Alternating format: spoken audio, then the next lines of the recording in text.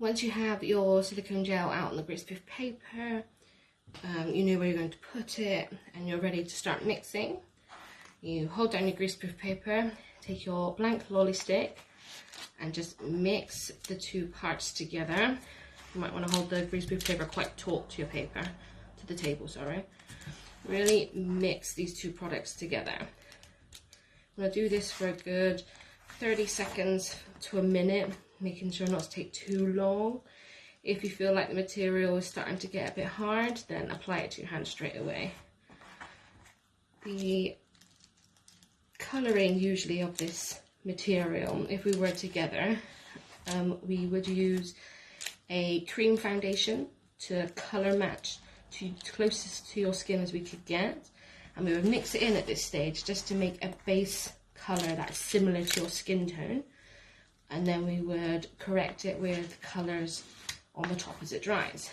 But given our circumstances, we've come up with an alternative, which is using the tinted setting powders, which we've managed to get a selection of to you guys, but we will deal with that a bit later. So once this product is really mixed out, I clean your spatula off. Right, so you take your mixture, place it on your hand where you're going to have your wound. Now you want to create a little mound.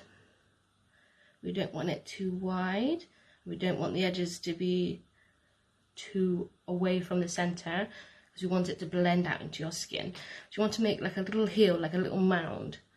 So you take the edge of your spatula and just start smoothing down the edges ever so slightly, creating a little bit of a edge, a little mound of the product. This is going to be the raised edges of your wound. You don't want to drag the edges out too long, because we don't want to keep them quite short so we can disguise them into your skin, make them look more realistic. Now this product is used in the industry, it's used in films and in TV shows. It is quite affordable considering what most other prosthetics are. It's still quite pricey in general for someone who's not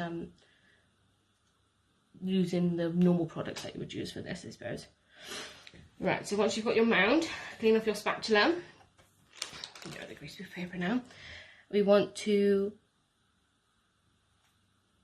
basically smooth down the edges. And as we do this, we take your pot with moisturizer in it. We get just a little bit on your finger. We don't want too much. Just rub it in to create a little bit of a barrier on your skin. You don't want visibly a lot of moisturizer on there.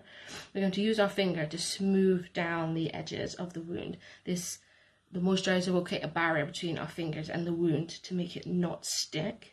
We want to very lightly pat down the edges. Very lightly, pat, pat, pat. Rather than smoothing, you want to pat it down just to try and create an uneven texture. Wounds are very rarely symmetrical.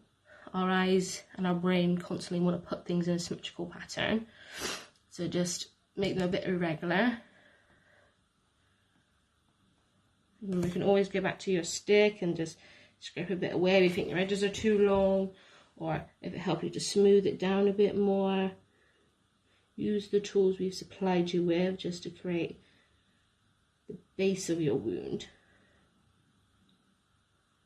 And you can always go back for the moisturizer, making sure you haven't got too much on your finger, just to smooth out those edges. Patting down gives a bit of a more regular texture. If you want to smooth it down to really work in those edges, but then just pat over the top would probably be better. Don't put too much moisturizer on, because that will hinder the curing process as well. Just enough to get those edges down and blend it out. We can make it look like your skin. Okay, so once that's done, you want to take the edge of your wooden spatula. We want to make a divot in the middle through this wound to create the cut.